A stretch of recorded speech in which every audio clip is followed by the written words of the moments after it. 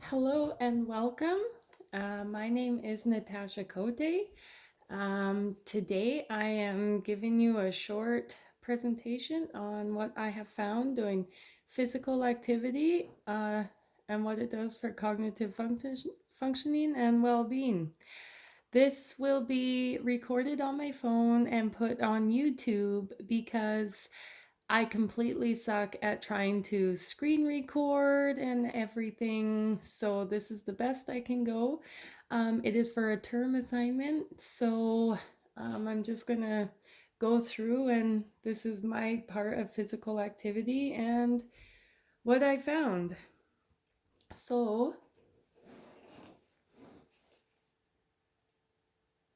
my action plan, there was a wellness practice. I did want to do hot yoga, but due to the COVID-19, I just decided to get an at-home fitness subscription. That would include 20 minutes of physical activity. Our assignment said 5 trials. The physiological measurement will be my heartbeat, recorded by a Fitbit wrist wrap to track my heart rate. Included, it's 5 cognition tasks, a pre-test, and then the same test 1 minute after. Um, and next is the well-documented research on physical activity and cognitive function. It seems to be there is so much research. It's very easy to comb through and find a good one. Um, so, the chosen physical activity regime I decided to do is to get acute physical activity, which means just bringing your heart rate up. Um, Pretty well, I could keep 115 beats per minute. I'll just show you the quick exercise that I did. So this is what it was. Beachbody on demand. I've had a subscription for about a year. Um, it was a 21-day fix. I found this one to be just really good, really easy to follow along. It brought my heart rate right up. So this is kind of what it looks like. The sample workout, I'll just play a second of this or a couple seconds of this just to kind of show you what I did. Oh.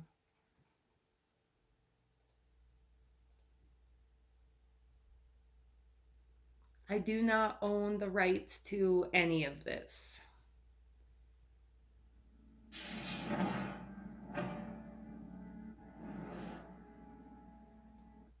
Change from week to week. That keeps you off that fitness plateau We by did alternating, stretches, changing, push that endurance worked training with here. weights, We're going 3, 2, built up 1. the So heart squat rate. down, step to the It's right, actually press really up. good, and I'm really looking Step to the forward left. to We go right. keep on going after this report. So we don't shoot the workouts to music on purpose. That way, left. Keep going. Now, forward, you're holding lighter weights. So there's cardio, there's a whole mix of it. I do like the weight workouts. It makes me feel good after. So The shoulders pressed down. all right, so there's that. Let's see. Yeah, there's a link for there, and I think with the COVID right now, they are offering some free classes.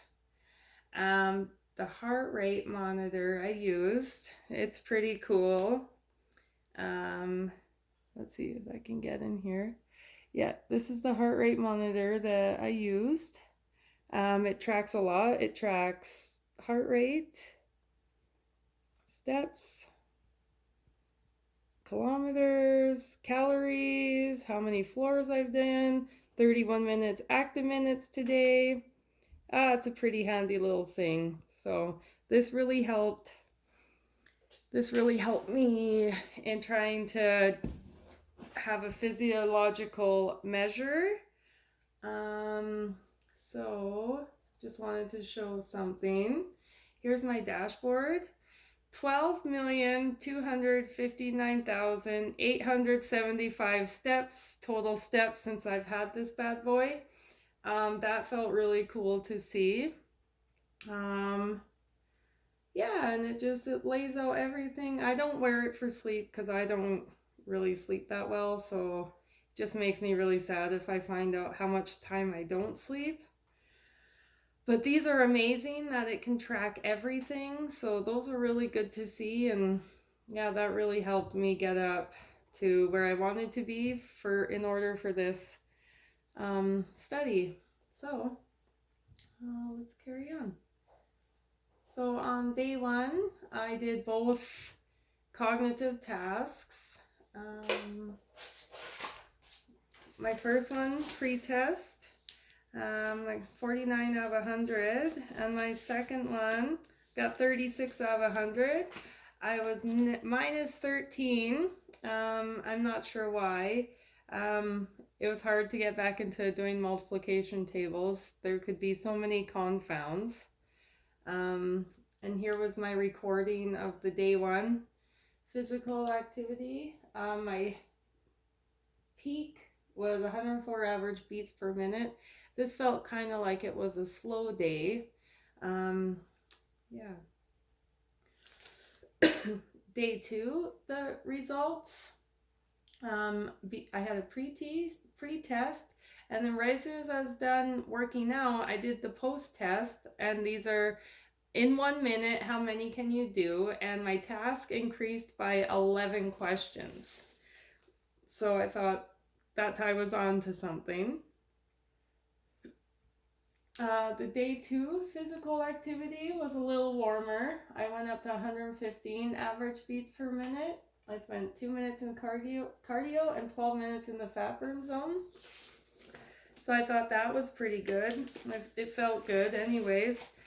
I felt like after every workout I could do a lot more schoolwork. Day three, the post test showed I had an increase of 9 answers after the cognition task, which is showing promising results. Yeah, here we go. This is a really good one.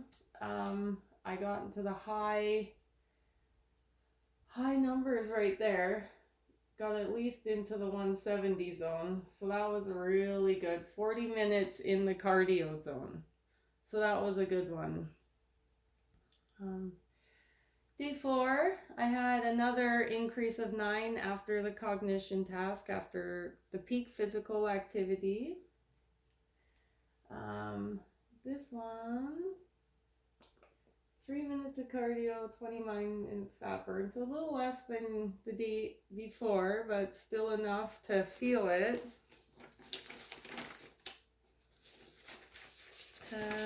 Let's see, and the final one, day 5, I had a decrease by 1 of the cognitive. Now I don't know what was going on, but I could feel I was slower, and I could feel it was just a little different. And I was thinking the multiplication table was being a little more difficult than the pre-test one, but yeah. And this one was a really good exercise one, so I was really tired and out of it. I spent about 24 minutes in cardio, and yeah, it was a good workout, this one. So with the results of the physical activity through the wellness practice, show that the mean of my resting heart rate was 64.2 pre-intervention, and after the trial runs it actually lowered beats per minute, so I had slower running blood. The cognition task, I averaged out about pre-intervention 45.2 questions out of 100 for all 5 trials, and the post-intervention showed I ran about 48.2 questions answered correctly. So that was leaving me with an improvement of 3 after the mean scores of the trial runs. So there's a slight chance there that working out can improve cognitive functioning. Um, yeah, and then just this relevance to research. I just wanted to say that there is so much research that backs up all this physical activity and the benefits it has on positive self, and it does increase, yeah, it does increase, well, it increased my test score. This is not a great experiment though, because there's many reasons why I may have did not do well in sometimes. Like I was doing it by myself. I was timing by myself. I was always looking at the clock myself, and yeah, and I was actually pretty nervous doing it. So that maybe didn't work. I the more I read about, the more it was brain on memory, and so it would have been nicer to do more of a memory test that could have been better, and it would have been nice to do it over about 4 weeks instead of just 5 trials to see. But overall, doing this, I felt great, and I felt really energized after I worked out, and I felt like I could have wrote a whole essay after I worked out. Um, yeah, and here's some good points to ponder. I love looking at the participation website. It is an excellent website. There's so much research backed up into that website. It's a really good place to go if you ever want to start and kind of know what's going on and know the numbers, because it shows you numbers of like dementia patients and how many are projected to be in there by the year 3035, and why we should be starting now. So I'll just take a trip there. So here's a participation home. It shows you so much stuff. Adults age better with physical activity, like the benefits, youth, just move more the early years, stay healthy. Oh, there's so much information in here. Like, this is my go to. I just love it so much. And it's all Canadian based research, and it's so much information in here. Like this is the place to go. So here's where I wanted to look. I do have this report card in here. I like to look at the report card because it shows us a lot of where Canadians and adults need to be and what we can do to, improve. And this is it: stay mobile and cognitively strong. So, the three biggest positive effects of physical activity can have on Canadian as we enter our 60s, 70s, and 80s: increased mobility, cognitive wellness, increased independence. And in here it talks about, the dementia.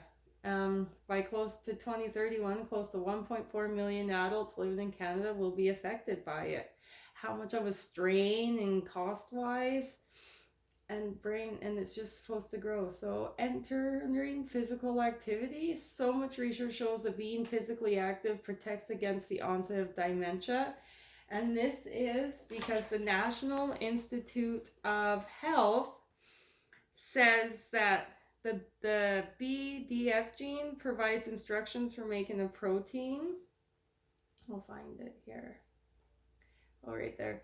The age comes to us all. Exercise increases the protein, the brain-derived neurotrophic factor protein that is needed for growth and maintenance of neurons in our brains. This protein helps with memory and learning. And as we get older, our memory and learning it declines if we don't take care of it. So not only do we have to work out our bodies, we also have to work out our mind if we want optimal health.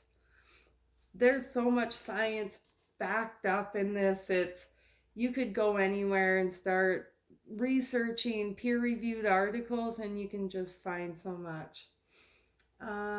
This is about what I wanted to say. It was a very awesome way to end the year. Like, I absolutely loved it. It felt really good. It was pretty well my most favorite assignment to do.